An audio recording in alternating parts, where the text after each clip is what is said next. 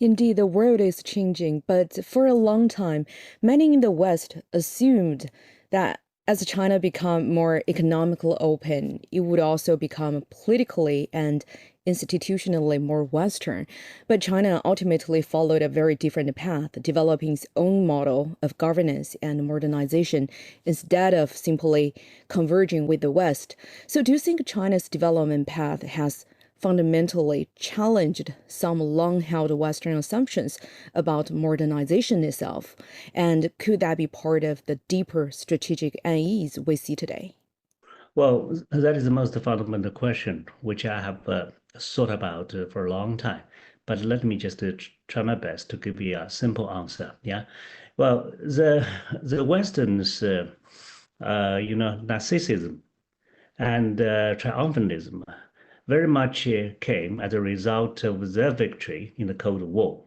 So they believe, okay, their system is the best, and everybody would one day, become, yeah, part of us.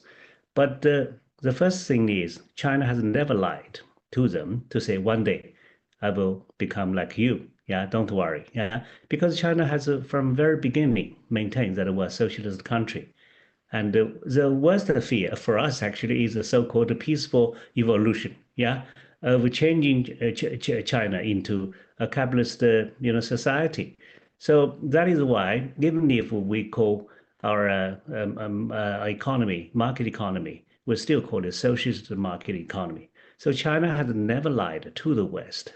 So then that is actually West's own narcissism. Then the point is, if we look at the whole world, actually, the so-called full democracy, according to Western standard, is actually a very small group of countries, yeah, compared to the whole international community. So how come that we would believe that these people are actually holding truth, right?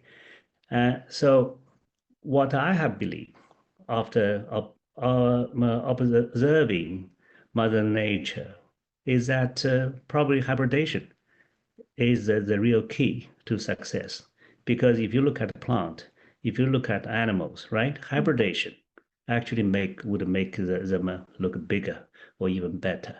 So what has hybridation happened to China? China has been learning, yes, ever since reform and open up. I believe we have conducted the largest scale of learning from the West. So China is not having all this achievement because we're just smarter or we have developed all this in ourselves. Yeah, we have sent so many students abroad to learn, right? And we have so many projects of cooperation, so on and so forth. So China's success, like Japan's success, yeah, at the major restoration, is the same thing.